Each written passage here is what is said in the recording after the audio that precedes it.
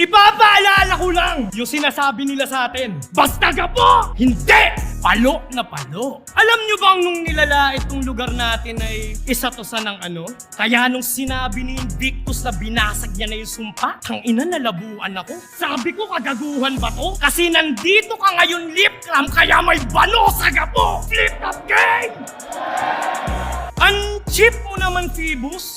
Ito ba yung ihahain mo sa bagong hari ng tugma? Hinihingi ko si Palot, binigay mo sa akin, tamod niya? Anong ibabanat nito? Away ng 3GS at Arma kahit issue tapos na? Ba't naman ako makikipag-away sa squatter kung pwede ko naman kayong ipatumba? At kapag ikaw ay naroon na, pakisabi kay Lil Jan kamusta?